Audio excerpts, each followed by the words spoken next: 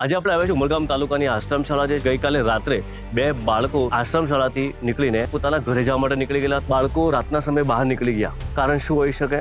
તપાસ કરીને તમને જણાવીશ કે કેમ ભાગી ગયા. ક્યાંક ને ક્યાંક સુવિધામાં ખામી છે. સુવિધામાં કોઈ ખામી નથી. શું તમારી પાસે વોચમેન નથી? વોચમેન અહીંયા કોઈ બી આશ્રમ શાળામાં સરકારે આપ્યા જ નથી. આટલા બધા બચ્ચા લોકો અહીંયા છે, આટલા નાના વિદ્યાર્થીઓ છે જે રહેતા હોય છે, તો કંઈ ને કંઈ સાહેબ વોચમેનની બી સુવિધા આપણે પોતે ધ્યાનથી કરવી જોઈએ ને સર. પણ પોસિબલ થતું નથી એમ. 15 કલાકો અગાઉ બી હતા, પકડાયેલા હતા, એ લોકો પાછા હાજર કરાવવા લઈને આવેલા. એ વાત મારા ધ્યાન પર નથી. ચાલો ભાઈ, જે પ્રમાણે કહેતા છે કે આ પહેલા એક પણ ઘટના બની નહીં મળે અને આવી ઘટના પહેલી વાર બની છે. આજથી 2 વર્ષ પહેલા આ ઘટના બનેલી અને સરે ફાટક 4 રસ્તા પર જ છોકરા મરડ્યા અને લગભગ એમના વિડીયો પણ નહોતા અમારા પાસે. 2 વાગ્યાની આસપાસ મળેલા અમને રાત્રે. એટલે ગઈકાલની રાતની જે ઘટના હતી શું હતી? તમે છે ને આ વસ્તુને રાજકીય રૂપ આપીને જો આશ્રમ શાળા બંધ સર, કરવી તો કોઈ રાજકીય રૂપ સર, કાલનો જે ઘટના હતી બહુ જ સેન્સિટિવ ઘટના હતી કે 13 વર્ષના બાળકો રાતના 1 વાગે તમારી આશ્રમ શાળામાંથી બહાર નીકળી ગયા અને વ્યક્તિના હાથે લાગ્યા. એ લોકોએ પોતે મહેનત કરીને પોલીસ ડિપાર્ટમેન્ટને સુપુર્દ કર્યા. પોલીસ પોતે જાતે મૂકવા આવી છે, રાત્રે ગયા. એ વાત મને હમણાં ખબર પડી છે. એવું કેમ કીધું કે રાજકીય રૂપ આપો છો? અને એટલે એ તમે જે રીતે વાત કરી રહ્યા છો એ પ્રમાણે એ જ લાગી રહ્યું છે. શું તમને આ વ્યક્તિ રાજકીય આગેવાન લાગે છે? એમની વાત નથી શું હું રાજકીય આગેવાન છું? એટલે તમે જે રીતે વાત કરી રહ્યા છો, જે રીતે વાતને અમારા સવાલો ખોટા છે? મને પહેલા જાણવા દો. અમારા સવાલો ખોટા છે? તો કયા સાહેબે તમને મારેલું? શું નામ છે સરનું? મયંક સર. બેટા ક્યાં મારેલું હતું ને કઈ રીતે મારેલું હતું? શું લઈને માર્યું તને? અહીંયા તમને સ્કૂલની અંદર કેવી રીતે રાખે છે લોકો? કઈ રીતનું કામ કરાવતા હોય છે અને કઈ ટુકડી પાડીને કામ કરાવતા હોય? છોકરીની 4 ટુકડી અને છોકરાની 4 ટુકડી બનાવેલી છે. શું કામ કરાવે બેટા અહીંયા? રોટલી બનાવવાની, વારવાનું, પકડવાનું. પ્રિન્સિપલ મેડમ અહીંયા અવેલેબલ છે. હું એમની સાથે પૂછવાનો કોશિશ કરીશ. બેન, શું નામ છે તમારું અને કેટલા વર્ષથી તમે પ્રિન્સિપલનો હોદ્દો અહીંયા ભોગવી રહ્યા? ગઈકાલે જે ઘટના બની હતી એ બાબતે તમે જાણકાર છો કે નહીં? ઉમરગામ તાલુકાના માણેકપુર ગામમાં આવેલી આશ્રમ શાળામાંથી મધ્યરાત્રે 2 વિદ્યાર્થીઓ બહાર નીકળી ઘરે જવાનો પ્રયાસ કરતા શાળાની સુરક્ષા અને દેખરેખ અંગે ગંભીર સવાલ ઊભા થયા છે. મળતી માહિતી મુજબ રાત્રે અંદાજે 12 થી 1 વાગ્યાના સમયગાળા દરમિયાન ગામના સ્થાનિક આગેવાનો લાલભાઈ અને કમલેશભાઈને 2 નાના બાળકો એકલા ભટકાતા જોવા મળ્યા હતા. પરંતુ પૂછપરછ કરતા બંને બાળકોએ પોતે માણેકપુરની આશ્રમ શાળામાં અભ્યાસ કરતા હોવાનું જણાવ્યું હતું. બાળકોના જણાવ્યા અનુસાર શાળામાં શિક્ષકો દ્વારા મારપીટ અને માનસિક ત્રાસ આપવામાં આવતો હોવાથી તેઓ ઘરે જવા માટે શાળામાંથી બહાર નીકળી ગયા હતા. સ્થાનિક આગેવાનો દ્વારા તાત્કાલિક ઉમરગામ પોલીસનો સંપર્ક કરવામાં આવ્યો હતો. ત્યારબાદ બંને બાળકોને સુરક્ષિત રીતે પોલીસને સોંપવામાં આવ્યા હતા. ઘટના બાદ સવાલ એ ઊભો થાય છે કે મધ્યરાત્રે 2 વિદ્યાર્થીઓ શાળામાંથી બહાર નીકળી જાય અને શાળા તંત્રને તેની જાણ પણ ન થાય તો વિદ્યાર્થીઓની સુરક્ષા વ્યવસ્થામાં ક્યાંક ગંભીર ખામી હોવાનો આક્ષેપ થઈ રહ્યો છે. આ અંગે આશ્રમ શાળાના પ્રમુખે જણાવ્યું હતું કે શાળામાં શિક્ષકોનો સ્ટાફ ઓછો છે અને સરકાર તરફથી જરૂરી સુવિધાઓ ઉપલબ્ધ કરાવવામાં આવતી નથી, જેના કારણે આવી પરિસ્થિતિ સર્જાય છે. બીજી તરફ સમગ્ર મામલે શાળાના પ્રિન્સિપાલનો પક્ષ જાણવા માટે સંપર્ક કરવામાં આવ્યો હતો, પરંતુ તેમણે કોઈ પણ પ્રકારની પ્રતિક્રિયા આપવાનો ઇનકાર કરી મૌન જાળવ્યું. ઘટનાની હકીકત અને બાળકો દ્વારા કરવામાં આવેલા આક્ષેપોની તપાસ બાદ જ સમગ્ર મામલાનું સાચું કારણ સ્પષ્ટ થઈ જશે. નમસ્કાર દર્શક મિત્રો, આજે આપણે આવ્યા છીએ ઉમરગામ તાલુકાની આશ્રમ શાળા જે છે, અહીંયા ઘટના બની હતી ગઈકાલે રાત્રે. 2 બાળકો જે અહીંયા આશ્રમ શાળાથી નીકળીને બહાર નીકળી ગયેલા હતા અને એ પોતાના ઘરે જવા માટે નીકળી ગયેલા હતા. ઘટના ખૂબ જ ગંભીર હતી કે બાળકો એકદમ કિશોર અવસ્થાના હતા. એમની ઉંમર હતી 13 વર્ષની, જે 7મા ધોરણમાં ભણતા છે. હાલ સવારનો ટાઈમ થયો છે. અમે પોતે અમારી ટીમ સાથે અહીં આવેલા છીએ. જે 2 છોકરાઓ તમને દેખાય છે એમના પેરેન્ટ્સ સાથે ઉભેલા, એ આ ઉપર આશ્રમ શાળા જે છે તમે જોઈ શકો છો, બોર્ડ મારેલું છે કે આશ્રમ શાળા માણેકપુર. અહીંયા આ લોકો અભ્યાસ કરતા હોય છે. ગઈકાલે રાતના 12 થી 1 વાગ્યાના સમયમાં આ લોકો અહીંથી નીકળી ગયેલા હતા. નીકળવાનું કારણ શું હતું એ વસ્તુ માટે વાત કરીશ તો એ લોકોને અહીંયા બહુ મારપીટ અને પોતે કામ કરાવતા હોય છે એવા બધા એ લોકોના આક્ષેપો હતા, એના કારણે નીકળી ગયા હતા. પણ હાલમાં આશ્રમ શાળાના પ્રમુખ આપણી સાથે અહીંયા જોડાવા આવેલા છે. એમને સવાલો કરશું. સર, શું નામ છે આપનું અને કેટલા વર્ષથી આશ્રમ શાળા ચલાવો છો? ઘણા વર્ષોથી ચાલે છે. સર, બાળકો રાતના સમયે બહાર નીકળી ગયા, કારણ શું હોઈ શકે? અને જે પ્રમાણે અમને સ્પષ્ટ દેખાઈ રહ્યું છે કે ક્યાંક ને ક્યાંક સુવિધામાં ખામી છે. સુવિધામાં કોઈ ખામી નથી. અત્યારે હું આવ્યો જ છું અને હું તપાસ કરું છું.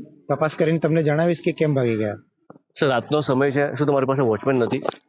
વોચમેન અહીંયા કોઈ બી આશ્રમ શાળામાં સરકારે આપ્યા જ નથી. સર સરકાર ન આપે પણ આપણા જિમ્મેદારીમાં નાના ભૂલકાઓ છે, બાળકો છે, અહીંયા છોકરીઓ પણ રહે છે. સર આપણી જિમ્મેદારી શું? આપણે ટ્રસ્ટ શું ચલાવતા છીએ, સરકાર શું નથી ચલાવતા? 50 વર્ષથી વધારેથી ચાલે છે. કોઈ વોચમેન કોઈ જગ્યાએ છે જ નહીં, કોઈ આશ્રમ શાળામાં. અને સરકાર સામે ઘણીવાર માંગણીઓ કરેલી છે, પણ કંઈ થયું નથી એમાં. સર આશ્રમ શાળા તો આપણે ટ્રસ્ટ આધારિત ચલાવતા હોઈએ છીએ. હા. ગ્રાન્ટેબલ છે. એટલે સરકારની નીતિ પ્રમાણે જ ચાલીએ છીએ અમે. આમાં શિક્ષકોનો પગાર બી સરકાર ડાયરેક્ટ આપે છે, અમારા હાથમાં કાંઈ નથી. તો આપણે કોઈ જગ્યાએથી ડોનેશન કે ફંડ નથી લાવતા. ડોનેશન ફંડ લાવીને આ બિલ્ડિંગ બનાવ્યું છે જેમ તેમ અમે.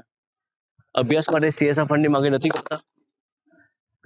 CSR ફંડ જે આવતું નથી, આવે તો ટોયલેટ કે એવું કંઈક બનાવી આપે છે, બાકી કોઈ વોચમેન આપવા માટે કોઈ તૈયાર નથી. સર વોચમેન ન હોય, આપણી પાસે આટલો મોટો સ્ટાફ છે, શિક્ષક ગણ છે, તો રાતના આટલા બધા છોકરાઓ અહીંયા રાતના શિક્ષકોની બી ભરતી નથી થતી, શિક્ષક બી ઓછા છે.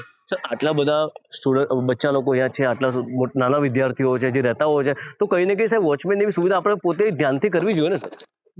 પણ પોસિબલ થતું નથી એમ. સ્કૂલના પ્રિન્સિપલનો શું કોઈ આમાં અધિકાર નથી હોતો?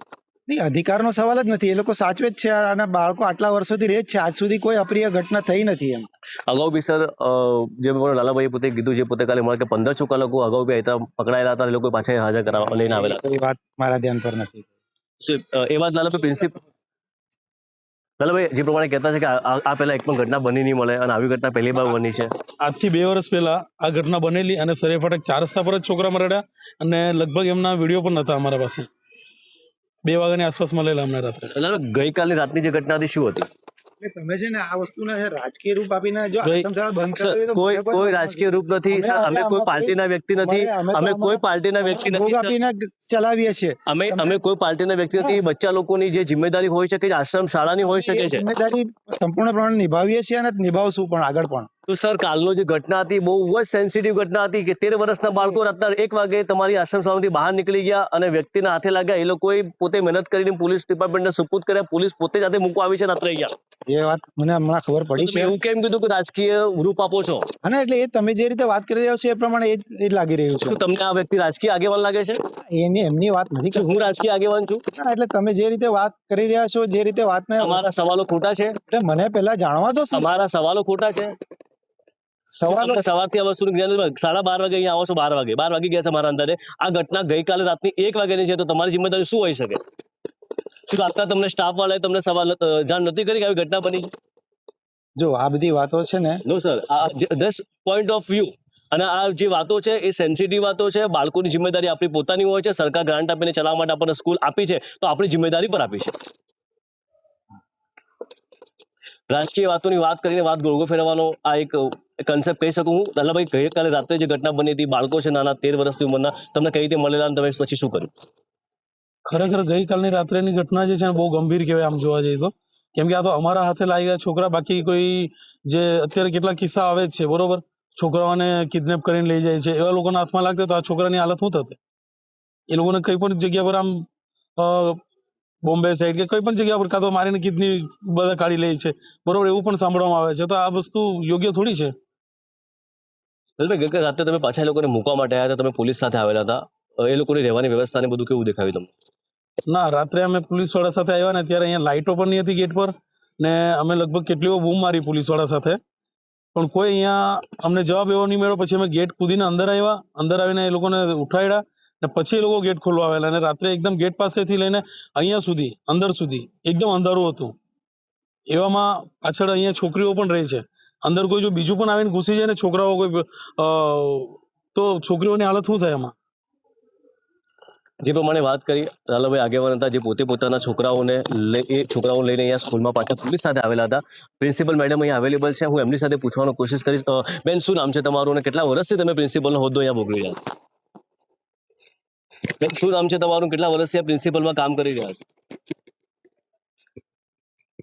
બેન, ગઈકાલે જે ઘટના બની હતી એ બાબતે તમે જાણકાર છો કે નહીં? પ્રિન્સિપલ મેડમ, હું તમને પૂછું છું, જે ગઈકાલે ઘટના બની હતી, 2 બાળકો અહીંયા સ્કૂલમાંથી રાત્રે બહાર નીકળી ગયા હતા, ગંભીર ઘટના છે. પ્રિન્સિપલ તરીકે તમારી જિમ્મેદારી શું છે? સરકારી ગ્રાન્ટેબલ આ સ્કૂલ છે, તમારી જિમ્મેદારી શું છે બેન?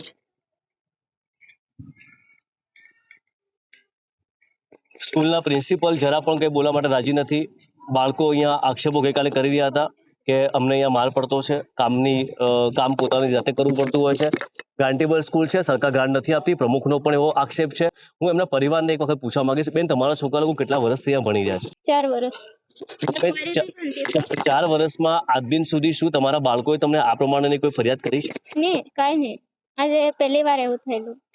મારવાની જિમ્મેદારી પ્રિન્સિપલ મારતા હોય છે, ટીચર મારતા હોય છે, બાળકોને સંસ્કાર આપવા માટે કામ કરાવતા હોય છે, સંસ્કાર માટે કરાવતા હોય છે, પણ મોડી રાત્રે સ્કૂલની બહાર નીકળી ગયા. અને સૌથી મોટી વાત એ છે કે અહીંયા કોઈ વોચમેન નહોતું, તો તમને શું સ્કૂલની બેદરકારી આમાં નથી દેખાતી? એવું તો કયા ટીચરે મારે વડેલો હશે, મારેલું તો સવાલ જ નહીં આવે. અમે હમણાં વાત કરીશું બચ્ચા લોકો સાથે બી. બેટા, કયા સાહેબે તમને મારેલું? શું નામ છે સરનું? મયંક છે. મયંક સર. બેટા, ક્યાં મારેલું હતું ને કઈ રીતે મારેલું હતું? વર્ગમાં શું લઈને માર્યું તને? દાંડો વાંસનો. તું ધોરણ 3 થી બેટા અહીંયા અભ્યાસ કરે છે. આજ દિન સુધી તારી સાથે આવી કેટલી વાર ઘટના બની મારામારી? એક જ વાર. અહીંયા તમને સ્કૂલની અંદર કેવી રીતે રાખે છે લોકો, કઈ રીતનું કામ કરાવતા હોય છે અને કઈ ટુકડી પાડીને કામ કરાવતા હોય? છોકરીની 4 ટુકડી અને છોકરાની 4 ટુકડી બનાવેલી છે. શું કામ કરાવે બેટા અહીંયા? રોટલી બનાવવાની, વારવાનું, પટવાનું. બેટા, તમે રાત્રે સ્કૂલમાંથી જ્યારે અહીંથી નીકળ્યા ત્યારે કોઈ વોચમેન કેવું સ્કૂલ પર હતું? તમને કોઈ પૂછવાનું નહીં હતું? દરરોજ રાતે આવું અંધારું હોય છે સ્કૂલની અંદર? કોઈ નહીં. અને રાતના સ્કૂલનો માહોલ કેવો હોય છે? ઉજાસ હોય છે કે અંધારું જ હોય છે? ઉજાળું છે. તમે રાત્રે અહીંથી નીકળ્યા ત્યારે કોઈ તમને પૂછવાવાળું ગેટ પર નહીં હતું? નહીં. આ તમે જે બાળક છે જે ભોગ બનેલો છે એના મોઢેથી આપણે વાત સાંભળી કે કેવી ઘટના હતી. પ્રિન્સિપલ સાહેબ કે બોલવા રાજી નથી. પ્રમુખ સાહેબે કીધું છે કે ગ્રાન્ટેબલ સ્કૂલ છે, ગ્રાન્ટ આવતી નથી, અમે જે પ્રમાણે ચલાવતા હોય તે પ્રમાણે ચલાવતા હોય છે. દરેક વાત સમજમાં આવે છે, પણ સૌથી મોટો મુદ્દો એ જ છે કે બચ્ચાઓની સેફટી, સલામતી શું? જિલ્લા શિક્ષણ અધિકારી, પ્રાથમિક શિક્ષણ અધિકારી માત્ર પોતાની સ્કૂલમાં બેસીને, પોતાની ઓફિસમાં બેસીને ટાઈમપાસ કરો છો? કદી સ્થળ વિઝિટ કરી છે આશ્રમ શાળા પર આવીને કે શું કન્ડિશન છે આશ્રમ શાળાની? પ્રિન્સિપલ શું કામગીરી કરી રહ્યા છે? શિક્ષકો શું કામગીરી કરી રહ્યા છે? એમના વર્ગખંડની હાલત શું છે? રાત્રે અંધારું હોય છે, પોતે કહે છે જે રાત્રે 2 વાગે બાળકોને લઈને આવે કે અમારે દરવાજો કૂદીને અંદર આવવું પડ્યું, પછી ઉઠાડવા પડ્યા. આટલી મોટી બેદરકારી એ સ્કૂલોની અંદર ચાલી રહી છે. આશ્રમ શાળા છે, મતલબ આશ્રમના ભરોસો છોડી દેવાની. આ તમામ બાબતે જે પણ બેદરકારી દાખવેલી હોય એ તમામ સામે કાર્યવાહી થાય. અને આ મારનારના જે ટીચર લોકો છે એ લોકોને પણ તમે સમજાવો કે હાલનું જે ઘડતર છે, હાલની જે પેઢી છે એ ખૂબ જ અલગ છે. સમય હતો ત્યારે માર ખાઈને છોકરા લોકો ભણતા હતા. હાલ સમય બદલાયેલો છે. નિયમ પ્રમાણેની કામગીરી કરવી પણ જરૂરી છે. આજે રાત્રે બાળકો જે ભાગ્યા માત્ર ડરના કારણે ભાગેલા હતા એ સ્પષ્ટ થાય છે. રાત્રે 1:30 વાગે પોલીસની ફરજ નિભાવી, પોલીસે આવીને અહીંયા મૂકી ગયા. ગામના લોકોએ પણ પોતાની ફરજ નિભાવી. હું પોતે જર્નાલિસ્ટ તરીકે પોતે ત્યાં હાજર હતો. રાત્રે મેં પોતે સાહેબને ફોન કરીને બધી વાત જાણકારી આપી હતી. તાત્કાલિક પોલીસવાળા પણ આવ્યા. અહીંયા આવ્યા પછી પોલીસવાળાએ પોતે પણ દ્રશ્ય જોયા કે આશ્રમ શાળાની બેદરકારી કેટલી છે. આ બાબતે કાર્યવાહી જરૂર થાય. નિયમ મુજબની આશ્રમ શાળાને જે સુવિધા જોતી હોય તે આપવામાં આવે. દરેક આશ્રમ શાળામાં જે વોચમેનની ઘડતર છે તે પણ પૂરી કરવામાં આવે તેવી લોકોની અને પરિવારજનોની માંગ છે. હું છું અનિશ શેખ, સત્ય ડે, ઉમરગામ.